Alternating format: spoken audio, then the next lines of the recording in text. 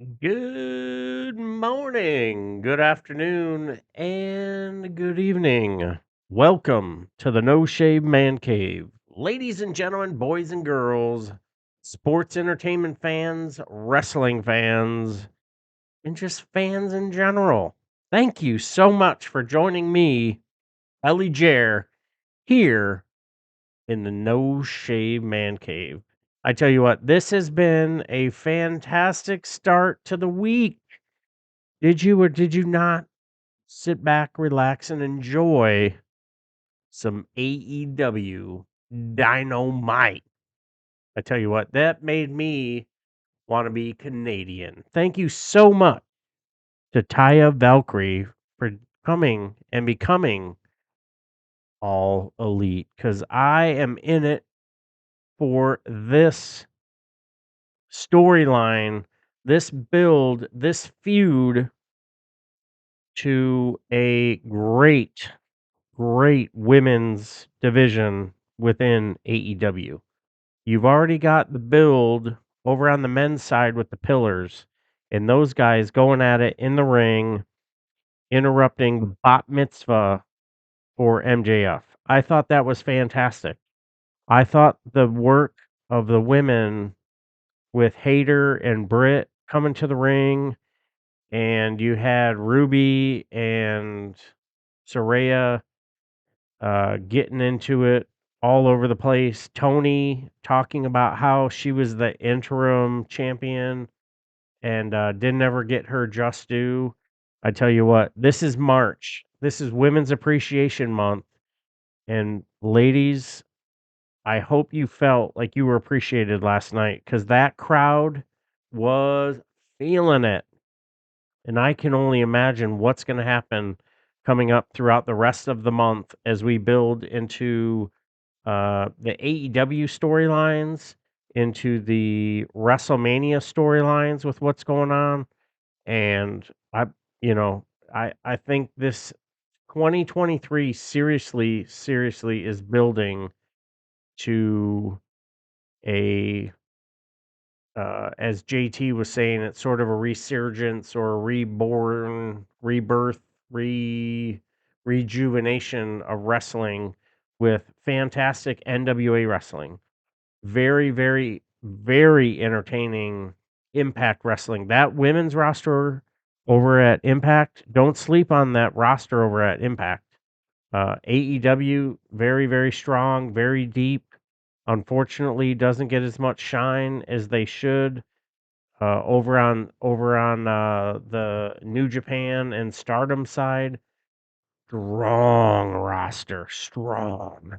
Everything that's going on over at NXT, the work that they're putting in, and then of course you've got Monday Night, not of course, but in addition to, you've got Monday Night Raw and Friday Night SmackDown that is getting deeper and stronger and just fan freaking tastic. But if we're gonna talk and compare free agency in NFL, in NBA, Major League Baseball, even to a certain extent, the way the soccer teams do the loaning of players from team to team and roster to roster. I tell you, MLW's champion, middleweight champion, Taya Valkyrie, showing up and becoming all elite is MC Hammer too legit to quit. Too much. It is freaking fantastic. She is very charismatic. She is so if you wanna talk international, like, she's the absolute epitome of international. She's from Canada. She has competed all over the world. She is currently your, AAA women's champion. She has competed in and won, championships in Japan. She was recently your Impact Tag Team Women's Champion. Recently, I think tonight that episode will air, and I think she relinquished that title, but it won't be long. Like, book it, do whatever you have to do. I think Jade Cargill has been fantastic. But I think there would be a really cool story to be told with what AEW's got going on with the originals and the Outcast. Because Jade Cargill can walk in there and go, "Yo, you're on that bitch's show," and really like hammer it down. Like she hasn't been anywhere else. She's always been AEW, and tell me that would not be an ominous presence on the originals versus the Outcasts. You add Taya, you add Jade, and you let that feud boil. And like we were talking about on our previous episode, for our podcast for the AEW episode, you've got the four pillars, right? Or you've got the All Elite and the Blackpool Combat Club. You could do singles matches with there's four matches. You could do tag team matches with all four of them. So there's eight matches. You could do six man with multiple different combinations. You could do them in some kind of war games esque battle, blood and guts match. I mean, you're 4 months in before you see two wrestlers touch again in the same sequence. And I'm in for it. That long-term storytelling that you and I saw on AEW was legit awesome. It's taken 4 years to come full circle.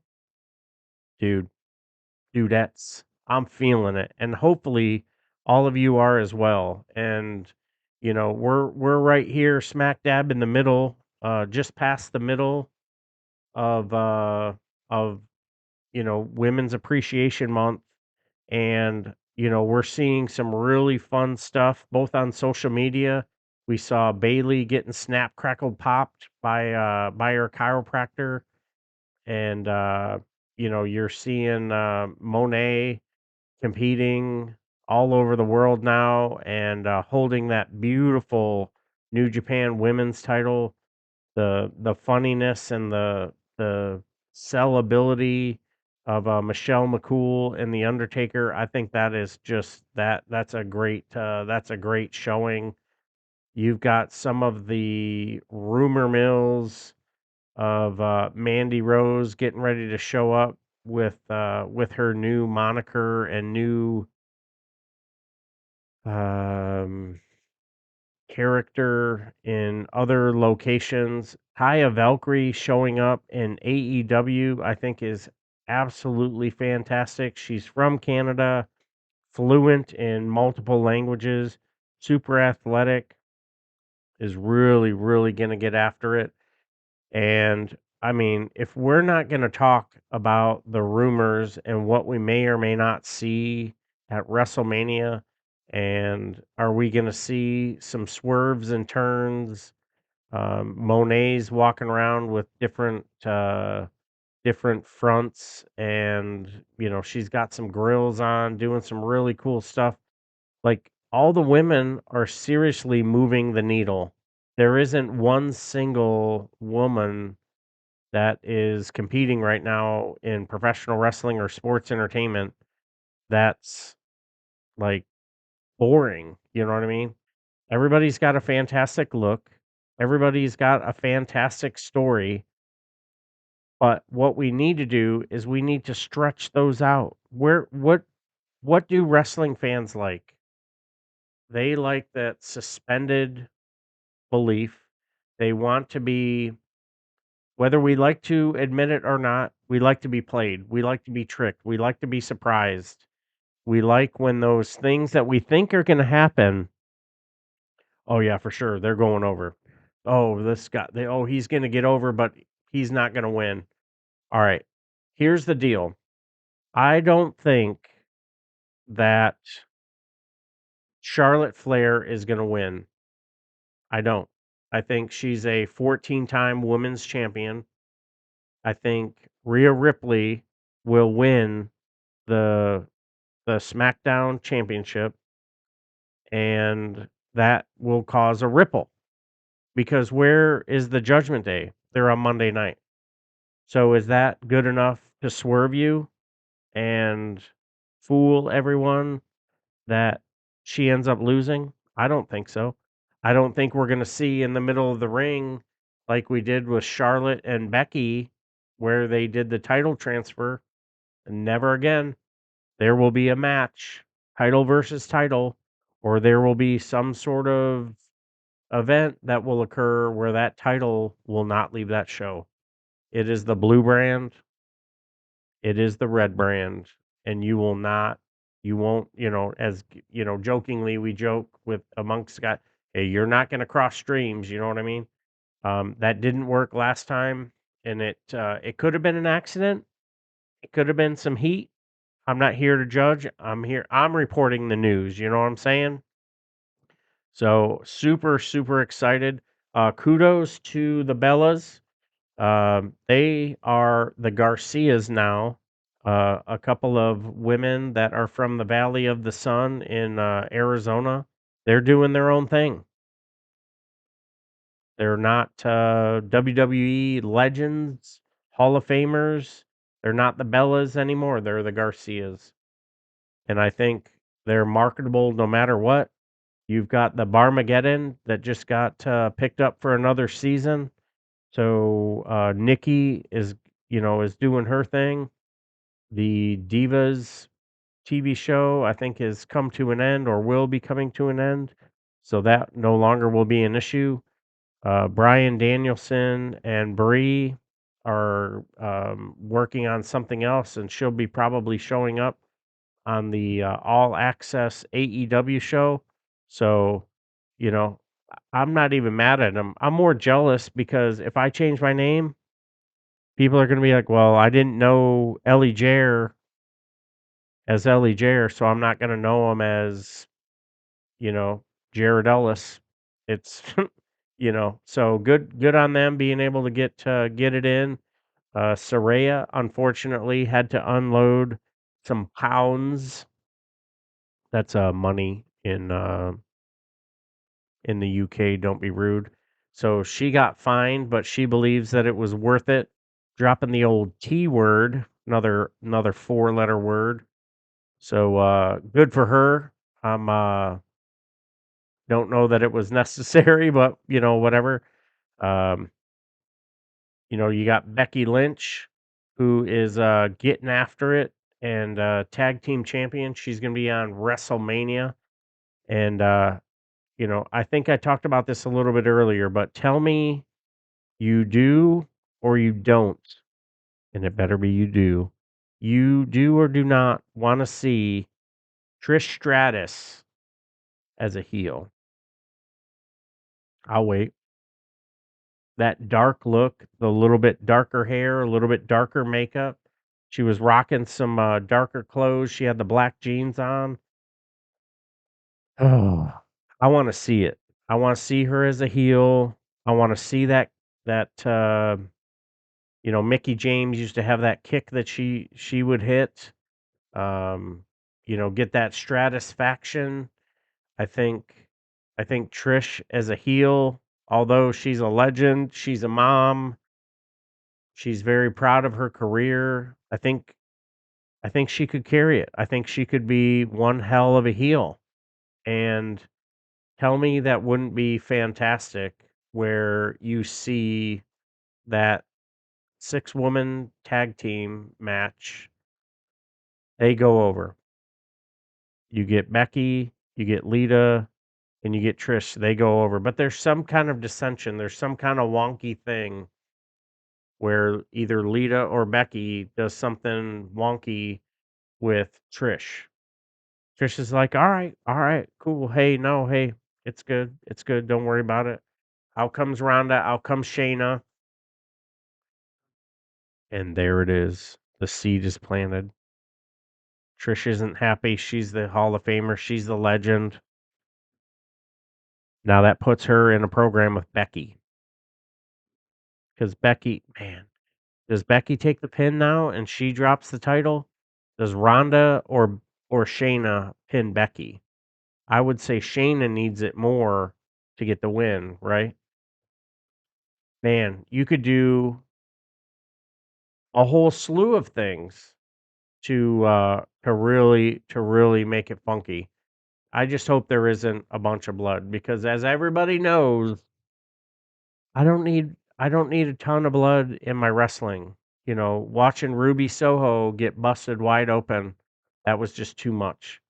When Beth Phoenix got the back of her head cracked open, that was an absolute fluke. It wasn't it wasn't anything other than an accident and you know, it was totally fine.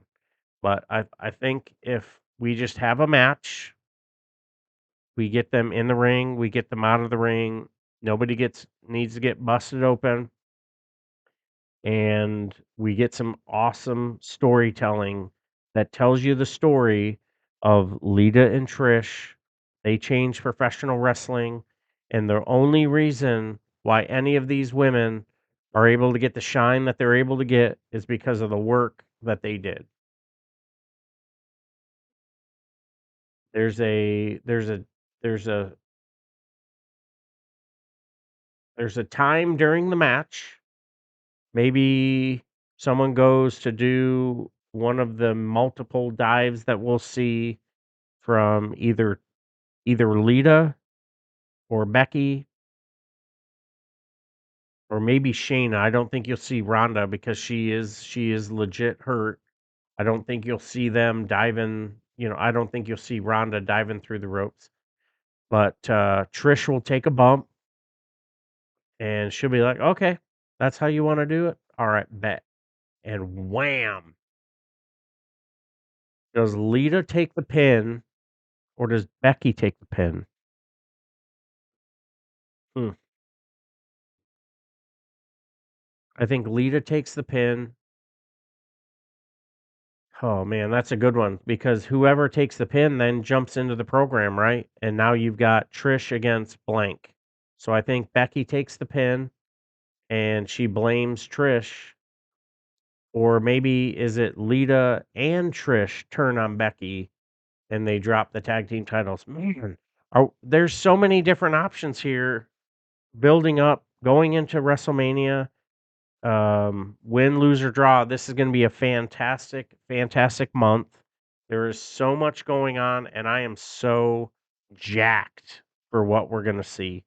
All of the talk on what Mone, I'm killing a fly over here. What Monet is going to be doing, the build for what we're going to see Jade Cargill as she is the longest reigning champion right now of AEW history. All of the titles within AEW, she has held her title longer than anyone else. And I just think that's freaking awesome. Then you've got the NXT Women's Championship, Roxanne Perez, Roxy, when she was with Ring of Honor and on the Independents and working with Booker T. I know you just not say that. That's one of my favorites. Um, So that's a cool program, hopefully, from what I'm reading and seeing and everything, this is all part of a storyline. And that this just leads me to believe that she's going to be moving up to the main roster. And, I'm not really sure what the storytelling and the booking is telling you.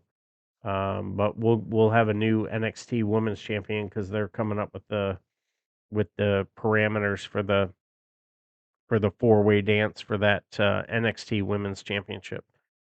You've got MLW's middleweight champion Taya Valkyrie now all elite, and I want that. I want that to be the precipice or the beginning of what would be a great run for MLW. Oh, why are you talking about MLW? Why are you talking about Impact? Why are you talking about NWA? Because it's wrestling. MLW had a deal to be on TV, all but done. And because of politics in wrestling and exclusivity with some other companies, it didn't go down. They have fantastic wrestling. They have great storytelling, and their production is not quite Lucha Underground, which, hey, if you caught my Lucha Underground show, I loved Lucha Underground. The production, the dark, grainy grind feel to that, I love it. And when AEW came out and they basically had this whole episode where they introduced all of the wrestlers and got to know them as a wrestler, and now you're getting to know them as a performer, as a person, as a brand, as an entity. I am in. I am all elite. I am in. You know what I mean? And granted, I'm not signed. TK. If I've got a pen over here. If we got to, I know your schedule's busy, and I don't live that far from the stadium. I can meet you at the office. We'll make it work. Hey, I'm here for you, right? But like the rosters are fantastic. Trish Stratus is over here talking about how the WWE can attract more women's wrestlers. They have these open challenges. You've got Jade Cargill showing up in Canada wrestling Miss Matthews, who, from all intents and purposes, we're hearing and seeing that she is an up and comer there in Canada, and I can't even argue with that. And Canada has produced some of the most fantastic performers, and I grew up being able to watch Calgary Stampede, and um some of the other elements and evolutionary developments in Canada. Man, I'm just feeling it. I think women's wrestling, if we can nail down the storytelling, this is going to be fantastic. Now, picture it if you will. MLW's women's champion, Taya Valkyrie. What? Fantastic athlete, fantastic performer, great gear, great look, a awesome, and I don't wanna say, like, shtick, like, "Oh, you're such a jerk, I can't believe you said that." It's not the same snarky, sleazy MJF, Miz character where you're like, "Oh, I'm doing all this character work." But Taya Valkyrie has this, like, way about her where you're like, "Oh, yeah, she's the heat. She is fantastic." As a women's champion, as a women's performer, as a member on any roster, man or woman or however they identify, sh top 5. Top 5 on any roster that she goes to, and WWE punted it into the stands, and not that McAfee isn't a great wrestler, wasn't a great punter, that was a punt, you know what I'm saying? And had Taya been on the roster, imagine a three-way dance with Taya, Rhea Ripley, and Bianca Belair. Woo! You've got the speed and the athleticism of Bianca Belair. You've got the strength and the character work of Rhea Ripley, and you have the just the presence of Taya Valkyrie. And if you haven't watched some of Taya's stuff, you need to do yourself a favor and hop on and catch some of her Rhea and her AAA work. Even some of the MLW stuff has been pretty good, but she has to work down to, like, to bring up the wrestlers that are performing with her. Just fantastic. And I think Hennigan or Nitro or Elite or whatever we're calling Johnny today. My man, I think he needs to get some credit, and hopefully, Taya's given him a little kickback off the contract. Here's a couple percent for you because he's definitely earned it. So, you've got Ronda Rousey who's recovering from an injury. You've got some of the work that's going on behind the scenes with Thunder Rosa. Kudos to her in staying relevant, staying in the news, staying in the now, and she is doing some work with my man over there, David LaGreca1 at Twitter and at Busted Open. She's on the Friday episodes where she's one of the co-hosts. So good on her for staying in the talk. She's doing some work on the commentary team as she recovers from an injury. Having had 3 back surgeries, um, just recovering from a soft tissue or a muscle injury, skeletal injury, kudos to her to being on the grind and getting back to at any age. I don't like we're not even going to get into her age because 19 or 99 getting back is a rough one. So we'll hit on some rumors that we're hearing allegedly for the WWE Hall of Fame. Miss Keebler is in the talks to be showing up at your Hall of Fame induction. I would not that I'm not happy for Miss Keebler. I was legit hoping that we were going to see Jazz get entered into the Hall of Fame. So hopefully next year, while I'm at WrestleMania, I'll be showing up at the Friday Night SmackDown on the night prior. Hopefully it'll be right there in the immediate area in Philadelphia at WrestleMania. Me and Jay Tilly, we're gonna be hitting it up. So just as a reminder, for all of us that are following us, all of us who are hopping around and bouncing around on the socials. If you like what you're hearing, like, follow, tweet us at No Shade Man Cave, where you get all of your podcasts, to include iHeartRadio, to include the New York City podcast. Thank you once again for the award. Really appreciate the props that you're hitting us with. And most recently, we were just added to a list. 3,305,159,811 podcasts are available on the planet.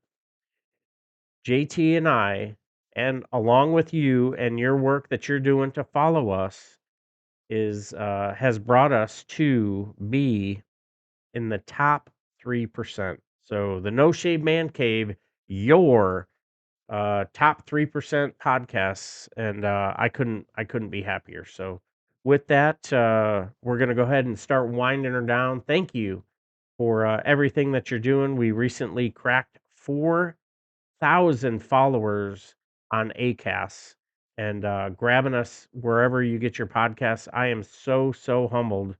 I absolutely did not think we were going to be getting the following and the likes and whatnot. So really appreciate it. Come on, hop over to YouTube a little more often. Go ahead and subscribe. Let your buddies and budettes know what we're doing. If you want to hear us talk about some other stuff specific, you want to see some more live reactions on some of the bloodiest matches. I'm trying to get through them. I really am. It really takes a 10-minute match takes me about 35 minutes because I got to pause and take a lap. I'm not real gaggy. It's just not my jam. Have I seen matches that I really appreciated for the blood and I thought it was necessary? Absolutely. That dog collar match for the tag team championships, the Ring of Honor tag team championships with FTR and rest in peace to Jay Briscoe. Awesome match. Lots of blood. Made sense with the story, but then you get just this blood for the sake of blood, Moxley style, Abdullah the Butcher. You had, ugh, but nonetheless, I really appreciate everything that everybody's doing on the socials. Keep hitting us up. If you like us, follow us, give us that 5-star review. And if you want to hear something, see something, we're on Twitter, we're on YouTube, we're on iHeart. We're on the New York City Podcast Network, and you can find us wherever you get your podcasts. So until next time, my friends. my fam. Be safe. Take care of yourselves. Take care of each other. And I'll see you on the floor.